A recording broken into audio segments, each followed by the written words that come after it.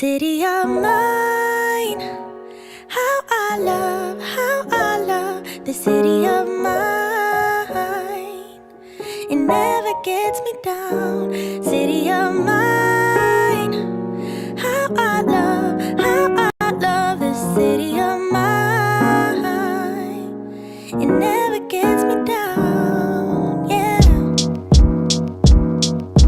I was born in the city, I was raised on its edges. My pop worked his life when it's complex. I found love in its center. If I could live here forever, think it'd be for the better. I love the weather, even though it's fog 24/7. I love the people, this is city. I met all my best friends, and I wanna thank every brick. I wanna thank every entrance to every building that I step in this city of mine. I owe you most my best moments in life. See, I fell in love for the first time in Golden Gate Park. I saw my first rap show at Great American Hall. I used to beg my homies for a ride across the bridge to goof off and spend the whole damn day doing whatever we want. Keith drove us down to Ice Place while we roll up a blunt, and me and Jack would get stoney, walk around and get lost. Don't think I'll ever truly pay back all I was lucky to get just by walking through the city. No, I'm a small part of this. City of mine, how I love this city of mine. It never gets me down. City of mine, how I love this city of mine. It never gets me down. I never really had a place to call my own, so I travel and I roam till I find that. But I'm full of adventure, so I wander and I venture, and it's safe to say that really I don't mind that. I book a flight to try to figure where my mind's at, a spot where I don't spend no money, just some time at. I mix and mingle with the people till I learn a little. I brought some weed and baby, maybe we could burn a little. She said you're funny, I said no, I'm Xavier, then I left. Sun shining, birds chirping, let me take a breath. I'm headed to the city where my chance to make it best. What people like to give a little, then you take the rest. I'm hoping one day maybe I can find a place to rest. I fell in love with life and wonder where it take me next. I like the hustle and bustle, I fell in love with the fashion. I feel the pulse of the city, it's moving me like a passion, and it's mine. How I love this city of mine. It never gets me down. City of mine. How I love this city of mine. It never gets me down.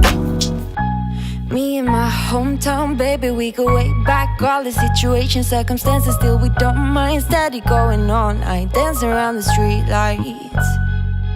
Hey, I know every street sign, hanging around the block like if you are my friend, then you are welcome any moment. Yeah, city of mine, how I love this city of mine.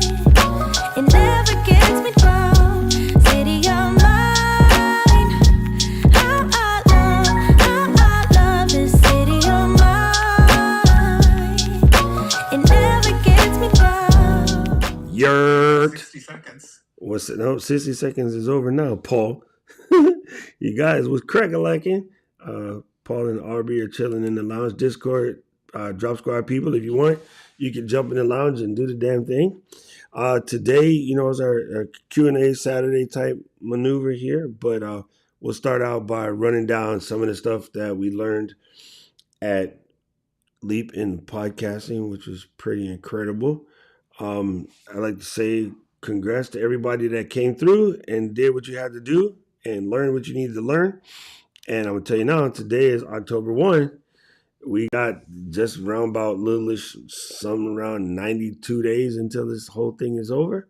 So, yeah, it's time to like buck up and get ready to just hammer this last quarter so that you can finish your 2020 deuce in the win.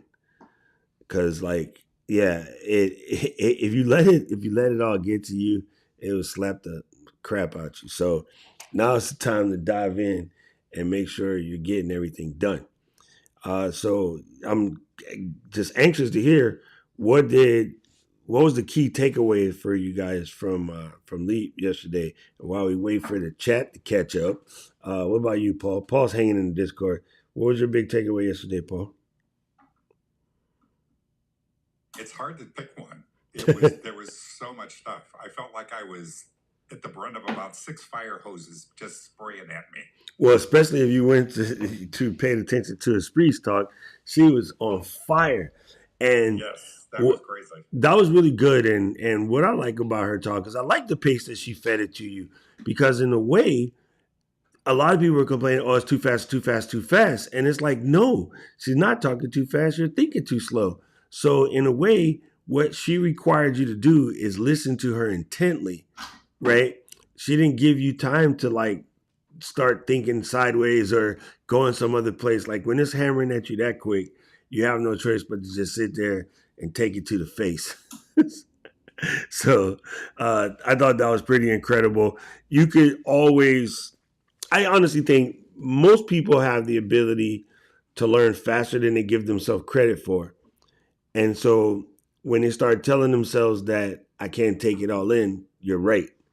But if you tell yourself I'm going to get majority of what I want, then that's good. So you think about this in food that you eat. It has like what vitamins you're going to get, what minerals you're going to get, all this other stuff. You don't actually get all of that. You get a portion of that. Some of it gets passed by and, misdigested based on whatever else you threw in there. Certain things don't go together, right? If you really study food science, like certain vitamins and minerals will cancel each other out when eaten together. So you should have certain things together, certain things not. So for instance, if you're into like turmeric, right? The bioavailability of turmeric is shit without black pepper, which is why you always see black pepper there, because if you have the black pepper with the turmeric, the bioavailability is different and it allows your body to do a little bit more with the things that you would get, the sort of things that makes it good for you works better. So in that same token, if you're feverishly taking notes while the person is giving you all of the info, you're not really absorbing it, right? It's almost better that you listen to it all the way through, write down after what you got out of it, and then when the replays come around on the 10th, after. The idea of wanting to write down everything somebody says is how you get dead in a horror movie. When somebody say duck, you don't go, oh, let me write that down. You move the F out of the way before you get hit, right? So it's the same thing. Like you're able to learn fast if you let it. Trust me, if I start throwing shit at you, you'll learn real quick to move out the way. And nobody has. Anybody in the chat, please write in anything that you thought you picked up yesterday or from the last 2 days, I should say. And yeah, it was pretty incredible. Obs, what about you? What did you pick up from everybody? Obs and Paul are hanging out in the Discord. If you're in the Drop Squad, you can kind of dive in. Obs is making faces at me. Your audio's not working?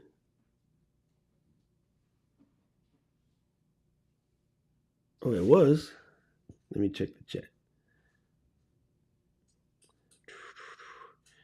Oh yeah, looking good. Anyway, one of the things that I definitely want to remind you to is, if you haven't already, make sure that you get yourself squared away to just knock this next couple of days out. Like we got 92 days to close out the year. It's pretty amazing. Kevin dropped in something real quick. Dairy blocks iron, but vitamin C opens your body up to absorb that iron. See, Kevin knows what I'm talking about. You know what? Hey, what's up, Hanny? Good to see you in here. Bam. Yay, in the building. All right, so this was cool. I really like this too, Kevin. Ash Borland was talking about the 1 out, 2 in. So what he means by that, this was actually a pretty neat topic. It says, for those of you who like don't record your podcast every week the way we do, it's like every time you publish one, you should have 2 recorded in the can. So publish 1, record 2, publish 1, record 2, publish 1, record 2. And that way you're never behind schedule. And that's actually a pretty neat schedule if you think about it. That's a good strategy for doing stuff like reels or shorts or whatever. because it allows you to always have something in the can, and you're not just like one day staring at an empty drafts folder going, duh, which way did we go? So that was pretty impressive. Yeah, I like that concept, Kevin. You know what? Thank you, Keely. That's a very dope insight. Keely says, my takeaway is podcasting is just like live streaming, exactly the same principles. Pretty much. I mean, pretty much. And so I think that's one of the reasons why most of our crew was better prepared.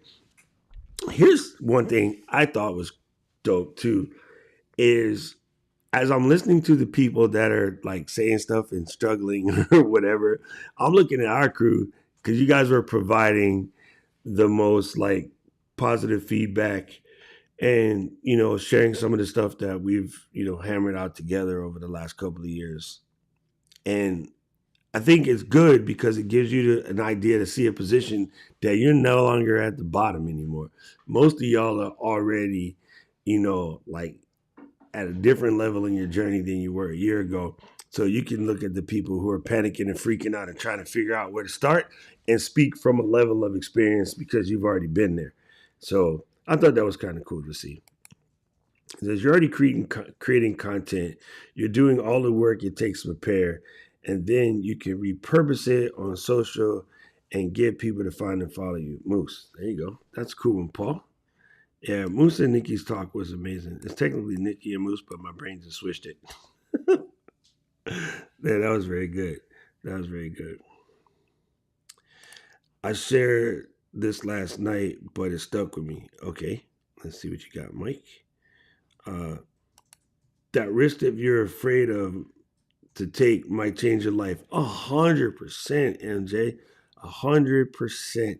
And it's kind of funny because the amount of people that say this can't be done because of this, and this, as they're saying that and making excuses as why not to start, somebody else, sometimes their competitor, is actually taking that move and doing it, and then they succeed, and then you sit back and go, man, I wish I had it, should have had it done, and then you be kind of like left out. So yes, Mike, that was a dope one, son. What's up, JFK? Good to see you here. Try your hardest to create repetitive systems and processes that can remove the friction. This will speed up your creation process. Ash, yes, that was a very good one too, Paul. It's funny because we kind of have a system. I get a message from Paul that says, hey, we're fixing to do the Q&A today. And I'm like, yep, I'm normally making breakfast or brushing my teeth or doing something else because Paul's awake ahead of me normally. I'm on the opposite side of him. And then, yeah, we kind of have it like fully set up in the system format already. So you're right. It makes a big difference. Even I feel like, you know, when we get prepared to drop a new release or something, right, we already know that, you know, the beta is going to be popping. So once we hit the real thing in the real community, all these people are going to be crazy. So you have you line up your posts for the common questions, right? Or like for a stream, Paul has all of the links for all of the people that he moderates for, and he has them on deck. So when somebody says, hey, I need a link to so-and-so, Paul's like right there. That's a system. So it's kind of the same thing. You already got half of that part down, Paul. So that's pretty cool. I learned that Carver's and app like Arden Zoom don't like Safari when ECO of each camera is desired. ECL, the virtual camera, Safari don't get together anyway. And it's a positive thing because that tells you that Safari security is tight and it's good for your everyday browsing. But whenever you want to do anything that has to do with multimedia, you're going to probably need another browser. It's been that way for going on 4 years now. So, the Chromium browsers lack the same level of kernel safety that Safari has, so Safari will always be that problem. Strangely enough, is on the iOS devices, it's the other way around. Safari, even though its security is capable, it's the best for anything that might require a camera because it already has the secure enclave to the camera already tight and it's already in there. but that's because you're using the camera that's built into the phone, not some third-party camera. So yeah, that's a whole bunch of nerdy stuff. But yeah, Safari should be your default browser, and then you just open up links. Whenever something opens up in Safari, I just copy the link and send it to Chrome. You can actually get a Safari extension that will allow you to send the link to Chrome, but I just copy and paste it. It's good. Yes, prioritize your purpose. I like that. It's funny. I wonder if you guys heard anybody talk about purpose before. I've been telling you guys this for years. It's the thing. Purpose makes the whole difference. Your difference in winning, losing, drawing, succeeding, or whatever has to do with your ability to understand your purpose right away. And it's okay that you still haven't figured it out, but it's not okay if you still haven't figured it out and you haven't been seeking ideas or time to process it and figure out what your purpose is, right?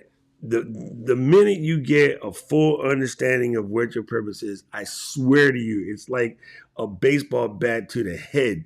You know exactly what to do from there. Like it's a wake up call like none other. Like you wide ass away, right, Michelle?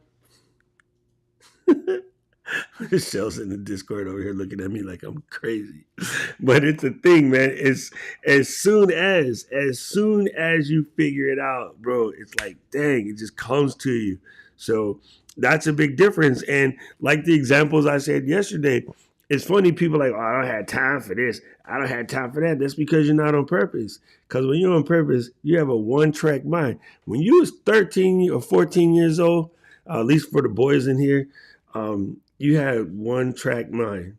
Either hope one day you was fitting to have some, or get to your room where you could pretend to have some with a sock. You was seriously, you ain't thinking about shit else all day. That's just what it was. As every male in this damn building would say and lie and say it wasn't them, but you lying. You're absolutely lying, because that's what every 13-year-old dude did. So yeah, like, you know, you've been in a situation at some point in time where you were single-minded on a particular. So it's just a matter of like knuckling up and getting it done. Avars, my man, what's cracking, Avars? I'm curious if I'm the only one who had no clue what event you're talking about. Yeah, you are it. You're the only one. We had our Leap into Podcasting event over the last 2 days in Alter Live. So most of the people here went to that event. But yeah, I think you can still get access to the replays if you want to check it out at leapintopodcasting.com. The replays will be available on October 10th. I had to think about that. And then you'll be good to go. This was definitely a good one. Your intuition is your oracle. I definitely agree with that. But one thing I will say, it depends on the bioavailability of your intuition. Some people don't know how to listen to their damn self. They like listening to everybody else, which is the reason why they're scared. Listening to everybody else is the reason why they're quote unquote shy or overwhelmed or don't think they're enough or whatever. So yeah, you got to listen to your intuition that tells you you're good enough. And you might have to retrain your intuition because your intuition may have been lied to, and you might have to adjust from that. So there's that. Here's a good one. Have a constant show length is good because your listener will start to think about how your podcast fits into their day-to-day life. I agree with that. There's definitely, I know I got 10 minutes to do something. I know exactly whose videos I can watch that will fit in that 10-minute time frame. Or if I got 30, I know who, if I know not to do stuff at like 11 o'clock my time on a Thursday, because it used to be when I was going to listen to Buck Nation. Now I got to find something else to do with that time because Heather just unplugged that joint. So now I got to find something else to do with that hour. Luckily, I got plenty of things to do, but yeah, that's true, Paul. No worry, mate. It's all good. It's all good. We will keep you up to date. Just ask everybody in the Discord. They will keep you up to date with what happened. It was mostly designed towards the people that are podcasting, but I think you could take the information that we put out and apply it to any of your content creation journey, to be honest with you.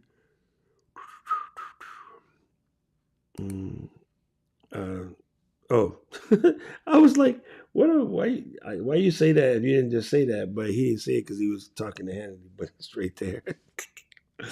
Uh, thank you, Kevin. Appreciate you. This was good, Kevin. I mean, Kevin. See, Kevin and Paul is like the before and after. They're both from the Bay, and Kevin is the 30-ish version, and Paul is the 88-something-ish version. It says, who are you talking to? Why are you talking to them? Are you excited about your topic? If not, why should others be? Dang, that's good. Reverend Kirkland came through with a heater. You know, here's the funny thing. Kirk gave that information, and I think it might have went in some of your head and some of you out the other. But right after Kirk's session, a little bit later, we popped up a spree section. And you saw what it looks like to be excited about what you're talking about. You know, you saw what it looks like to put on that like Energizer Bunny just did 2 rails off a stripper's boob energy. That's what that looks like, right? If you brought that kind of energy to the table with your content, you would probably attract more people.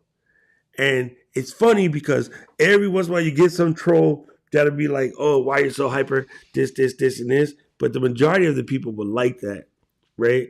Like, I listen to all myriad types of music, but I'm telling you what, one of the things about some good house music is you can't help but get it because it's grooving, right?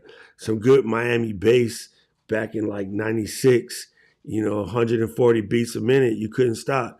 You were like, fuck down there with it. Oh, let me see you to see. Your head would just start going. You can't do nothing with it because of that energy. That energy was like out there, right?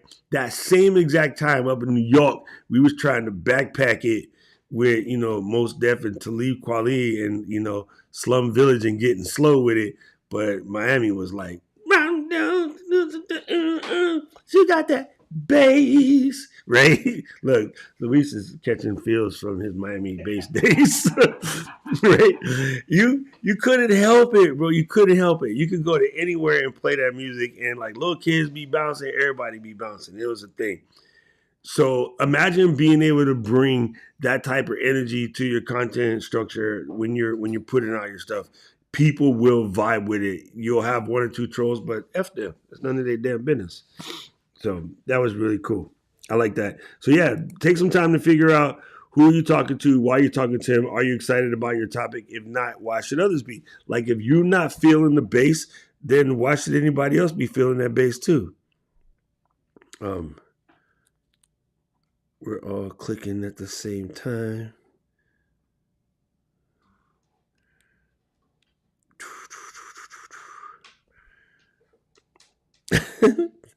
I'm laughing at Kevin.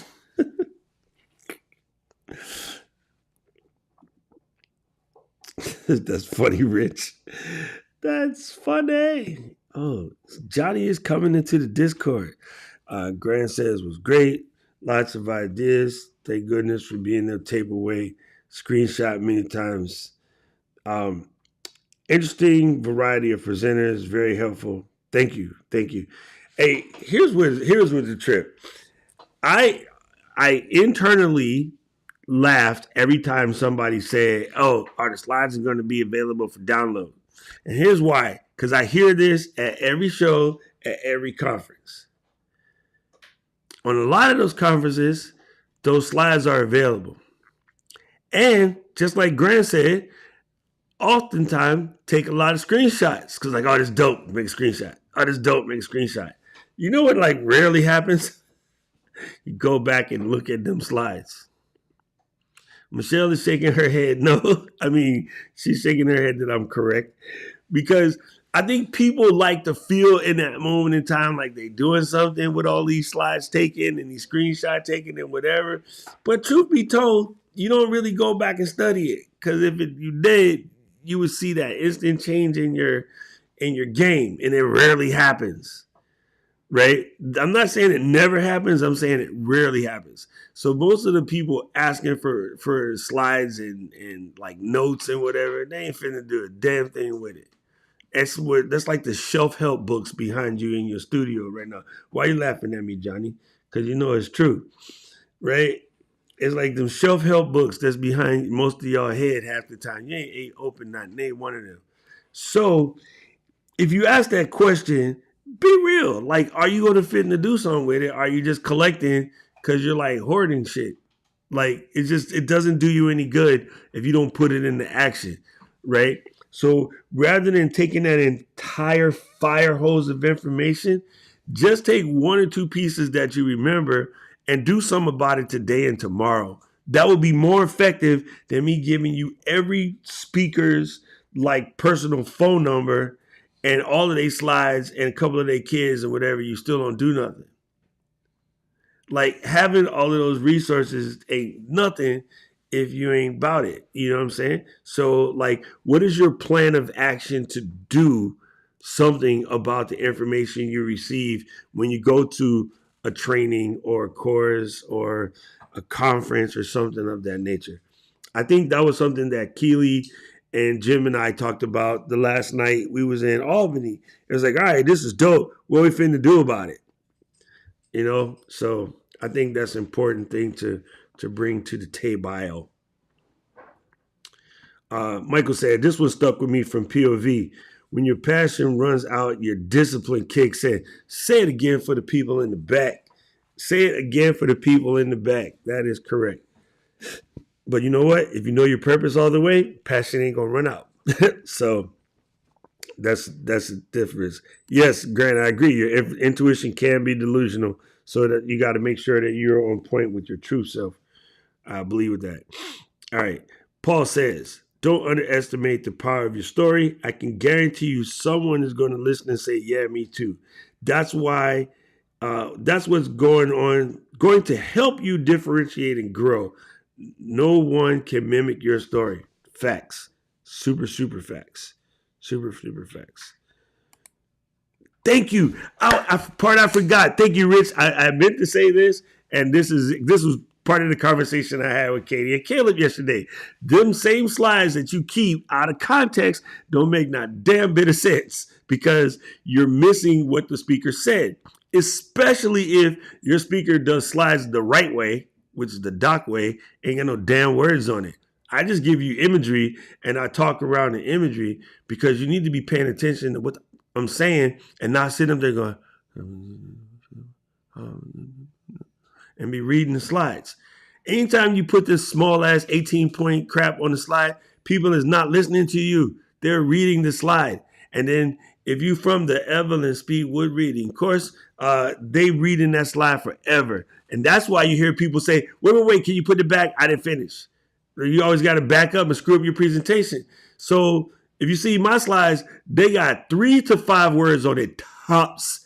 Most of the time, they got not a word on it. Everybody that's seen my presentation at POV, 3 to 5 words maximum. I don't put words on no damn slide. You came to see me talk, not read it. I could have emailed you a PowerPoint. Just saying. So what Rich is telling you is facts. Facts. Slides without the speaker's context is basically useless. Bam. Winner. Man, Paul paid attention to Nikki and Moose. What's up with that? your first podcast is going to suck. Get over that. Move on is how you figure out your bearings. This is absolutely true. Same with your first video, first live stream, first course, first email, what do you call it? Email series, like a flow process. I'm not using the F word up in here. There is a freaking, hold on, where's this at? Why is there a cat tail all up in my damn stream? Maestro, get your ass off the table. What's wrong with you? I'm just trying to have a nice conversation. And then, people wanted me to make it louder? Just un poquito? Just a little bit. Oh, you made it softer? Mm-hmm. So I was Puerto Rican in the mic? Yep. Luis just come over and start touching my stuff. The hell wrong with you? Throw something. Anyway, let me know if that's better. Luis messed with it. So, very good. Very good stuff, Paul. Yes, slides are like bumper stickers. When is the last time a bumper sticker changed your life? Damn. Take that. Merry Christmas. Take that.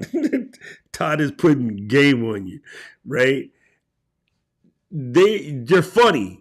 And in the moment, you get like a little endorphin hit, like, just like you get a little quick.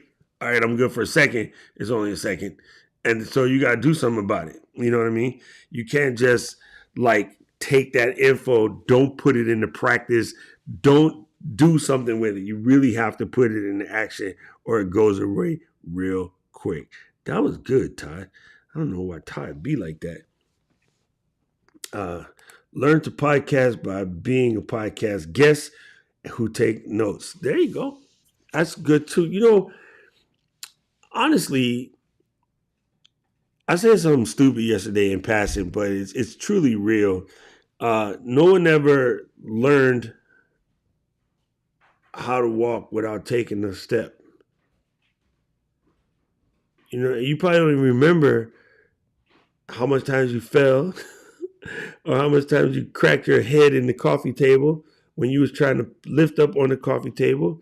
Some of y'all still got the scar under your chin from when you fell on the table, right?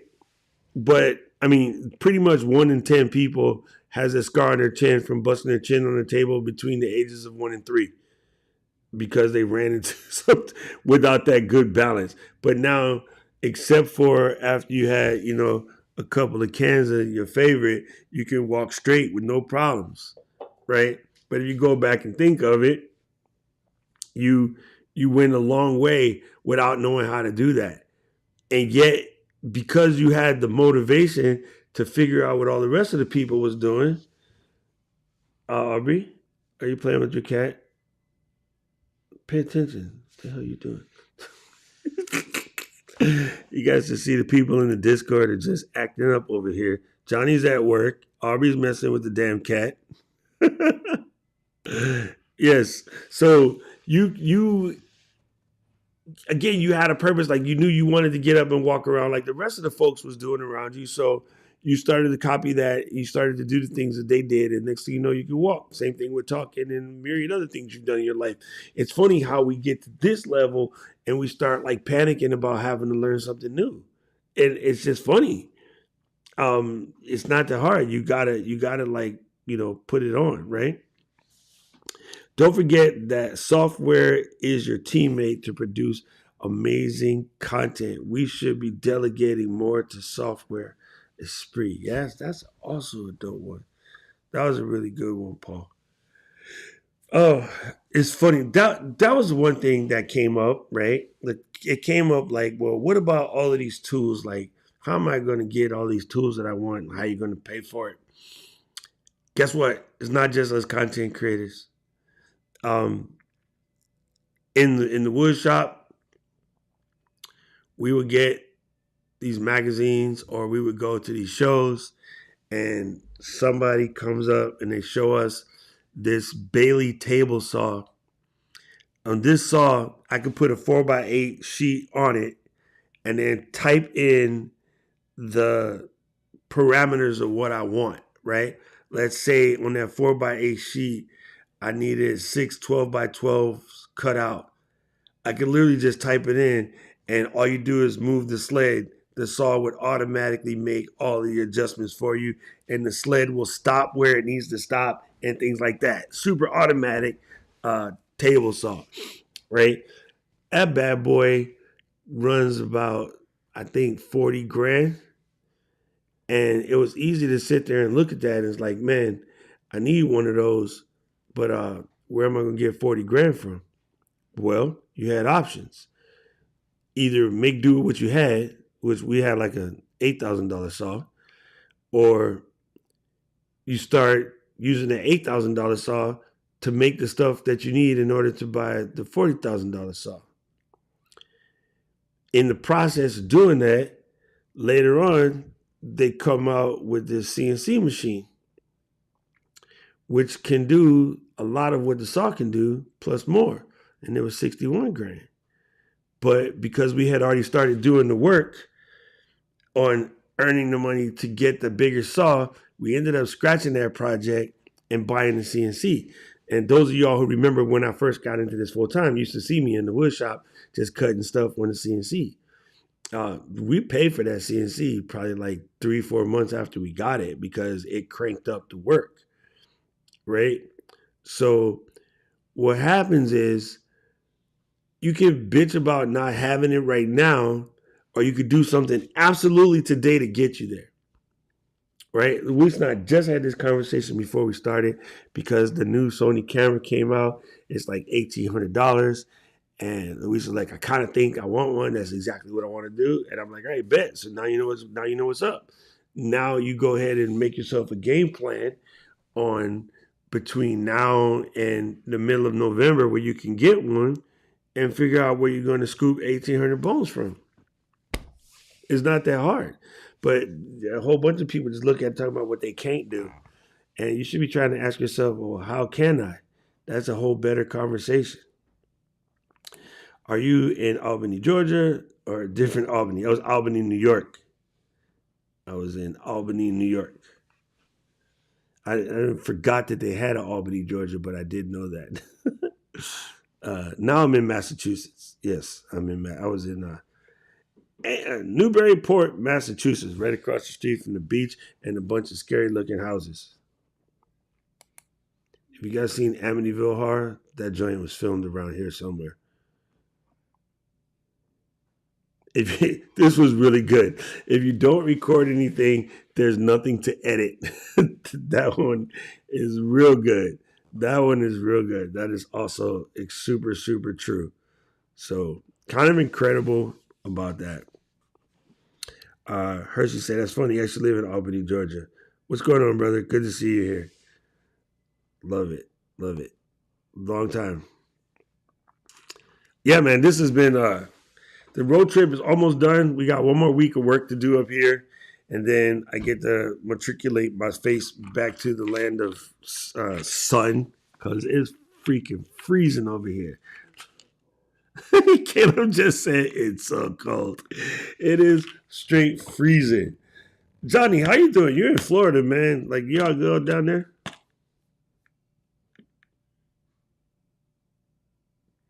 Man, y'all don't know how to unmute? Oh, we're doing good. All right, there you go. I was going to say, y'all don't know how to unmute Discord. You better call Keely. No. I know I don't. That's the only thing I'm probably doing. That's good. I'm glad it's safe. Yeah, because Luis is up here. So I was like, I hope nothing happens to where he's at because he's up here hanging with us. One away from this call. Yeah, that's right. You got to hide. Let's see. Man, I lost my dang place over here messing with these buttons.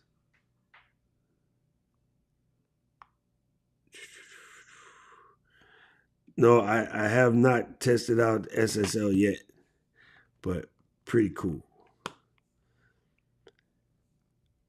I believe that we should be expecting, I just said this yesterday, we should be expecting a new firmware on the Rodecaster Pro 2 any given day because it's been a minute. So I'm pretty sure something is coming sooner or later. But yeah, it's kind of funny. We literally just talked about that yesterday. And it's because you missed out on the Leaped into Podcasting session. And so these are all from all of the sessions that we had. They're pretty rad. I just got to say it was pretty rad. And I spent a whole bunch of time yesterday remote producing, which is funny because I rarely ever do that.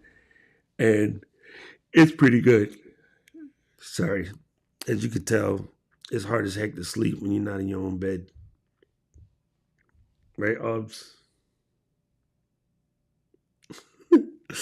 Super cool. So the main thing, people, is I wanted to make sure that you are getting your process together so that we can basically crush these next 92 days before the end is over. Like there's a lot of stuff you can do. Michelle got her list together. She's showing us over here on screen. She is, oh my God, Michelle got a lot of work to do.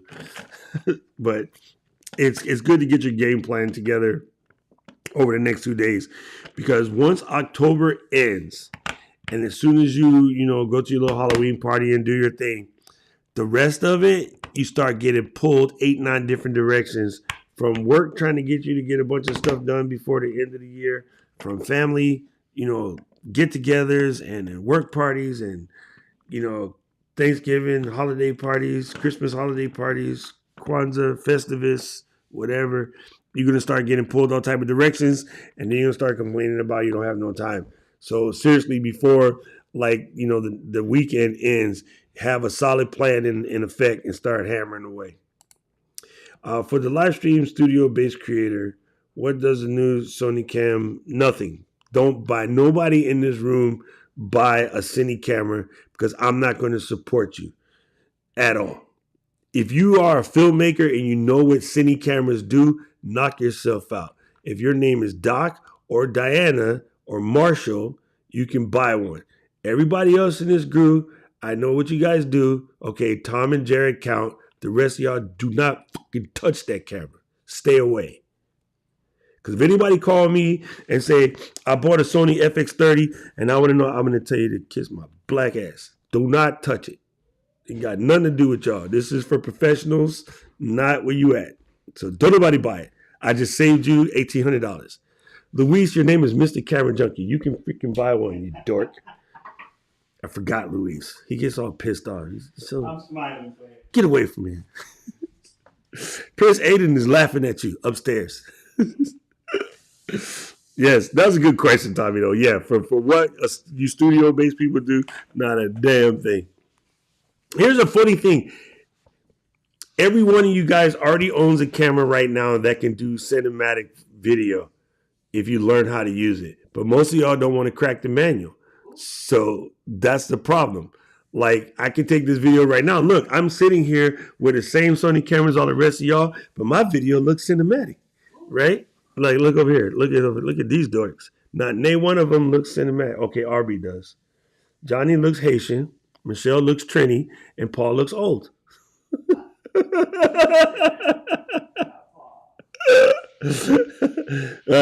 And I've taught every single one of y'all how to do this before, so you can do it. But actually, everybody's camera looks good. I'm just clowning. But the cinematic look is just a matter of, going to 24 frames a second instead of 30 or 60. I don't know why everybody insists on doing that. And, just lighten yourself right. So mine doesn't right now look like a video camera. And the cheat code, which I don't have on right now, is in my bag, is to put on a Black Pro Miss 8th stop or a quarter stop, and then changes everything. I should dig mine out of the bag, but it's all the way over there. So F that. Yeah, it's too far to grab it. But yes, good question, Tommy. I appreciate it. Right? Man, the quarter comes around real quick, right? 100% real quick. And this is funny because people get like, oh, I got time. And then they don't. Okay, now Michelle is messing with lights and stuff over here. What is she doing? Yes, Jackie, I'm still in Mass.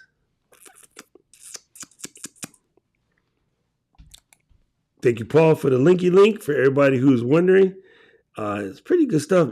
I would say the one big takeaway that we didn't discuss yet is, if you haven't already, you definitely should be popping your podcast right about now. Everybody should be making a podcast. Hannity says it's got a Nikon 30 and loving it. Man, I don't know what you're talking about, because there's not a Nikon in the planet that can out-stabilize a Sony. That was somebody not reading the instructions.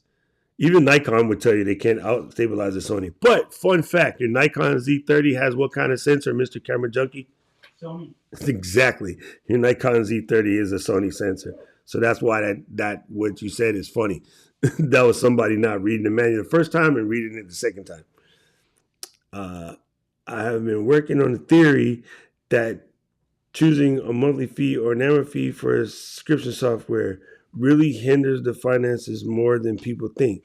I agree. Okay, that's a good thing, Todd. Here's why I don't like it when you do monthly. Because this is so funny. It's just different in your head. when you do monthly, you like, okay, I'm going to use it. Okay, I'm going to use it. Okay, you might go 3-4 months and never use it. And then you're like, oh man, I just paid $20 a month for something and never touched it.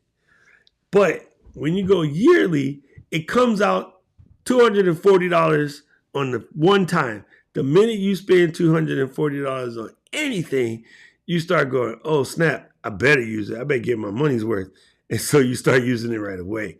You tend, in my theory, and I don't know if you agree with me or not, Todd, but I think that when you pay the whole thing up front, you end up using the software or the tool or whatever more because it's an immediate punch in the nuts as opposed to slight grazes every month. Michelle, why you gotta make that face? It's an analogy. Relax. Michelle is losing it over here. Hold on, wait. Let me let y'all see Michelle's face. I'm over here catching the heat.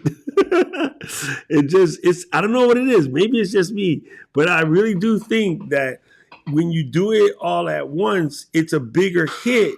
So you feel like more responsible to make sure you effectively use the product, especially for some of the smaller stuff where it's only like $5 a month, $5 a month. It's very easy to ignore that. But when you pay 60 at one time, I think you just react to it differently. Maybe so. I don't know. I think I kind of agree with you, Todd. But let me see what your theory is.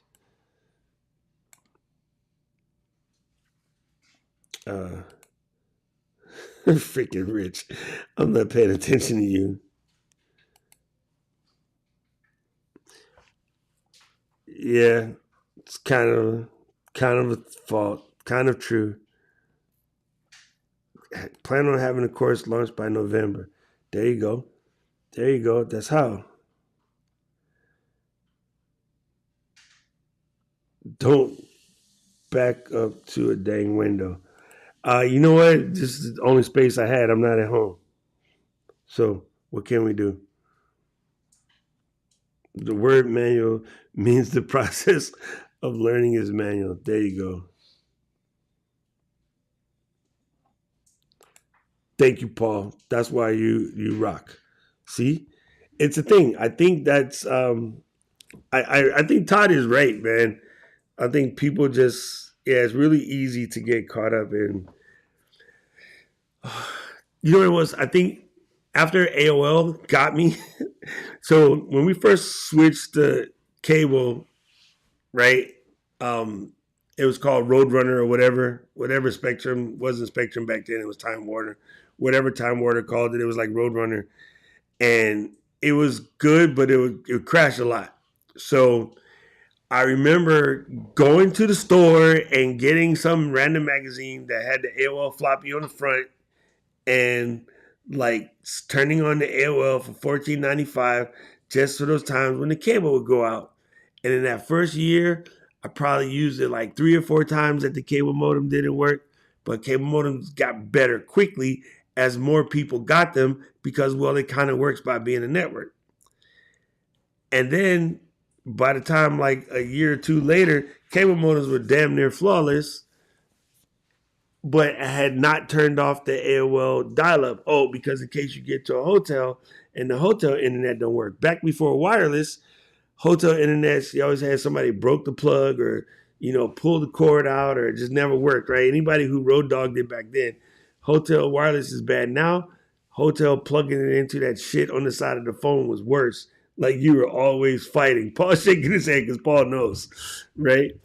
And you would figure, oh, it's not that bad in the Bay Area where I spent the majority of the time. It's the worst. Since everybody's a nerd, they should know better. But everybody was also coked up at that time, so who knows what they were doing. Web 1.0 was mostly everybody was drugged out. And Aubrey was there and Paul was there, so they both agree with me. And then just time went by, and I remember when I went to go move and got my condo, got everything set up, and then, they asked us for the mortgage to go and send in all your bills or whatever. And I was like, holy shit, I have been paying for AOL for something like 14 years at $15 a month. I didn't even know it. It was crazy. for dial-up. I mean, at the point where we were on like cable modem generation 4, which meant like 10 megs down and 2 megs up, I still had an AOL bill that I didn't even know about. This completely, escaped you. So some of y'all are like that right now with your 24-hour fitness membership. You're still paying for it. No good way your damn ass ain't been to the gym. So, like, yeah, it is funny because the same people who are like, I don't want to pay $12 to use this software that's like literally going to help you make money, right? So there was a conversation yesterday about Canva, and everybody was going off about, Canva Pro versus Canva Free. I'm like, Canva Pro costs less than the damn Five Guys I ate yesterday. You know what I'm saying? So, like, yeah, that's just crazy. It's just crazy. In a month, just because of, say, friends and family that have businesses or whatever that need a flyer done or a baby, invitation for the birthday party or some shit, you could probably make like $400 or $500 a month just doing flyers for the people that don't know how. And your camera costs $12. Y'all tripping. Y'all are absolutely tripping. People are like, I don't know about this Camera Pro. It's expensive.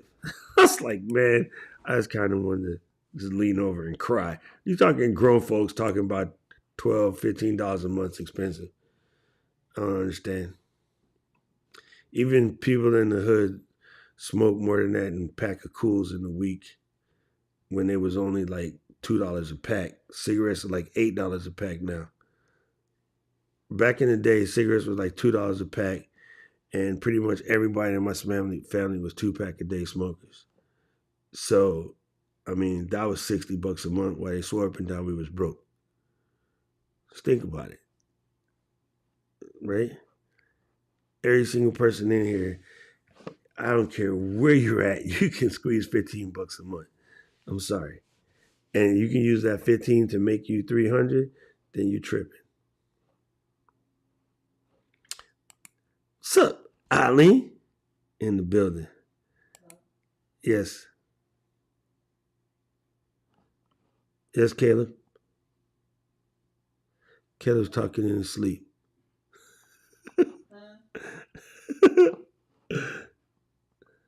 That's it. Michelle, it's funny. She over there laughing by herself. You okay, Michelle? All right. Anyway, I'm going to give y'all guys a couple more minutes to run through any questions you have. If not, we're fixing to go and cruise around Massachusetts and have a little team bonding together while Johnny ass is at work pretending that he's working. I know you ain't doing nothing, Johnny. Oh, that is the best. That is the best. Yes, Paul. Thank you, Paul. We got team bonding day. So, man, good to see you, Richard. Man, it was so fun in Albany getting to hang out. Yeah, super incredible. Still got a lot of stuff to do to catch up from POV. But yeah, just make sure people the Drop Squad people, do yourself a favor. Go into the chat and put up like what you want to get done for the rest of the year. So that way you can have some people to push and check on you, make sure you're doing what you need to do. So go ahead, roll up into the Discord chat, drop out what you want to get done for the next, 92 days. And yeah, let's get it done. Let's support each other. Let's push the needle, and let's go break some eggs. And all that jazz. Caleb stupid. Caleb said, and all that jazz. I'm just seeing spirit fingers. La la la. Thank you, Jackie. I appreciate you. Yes. All right, gang. I'm gonna play the theme music. We'll see y'all guys later on this piece. Wait, where's my theme song at? Give me my theme music.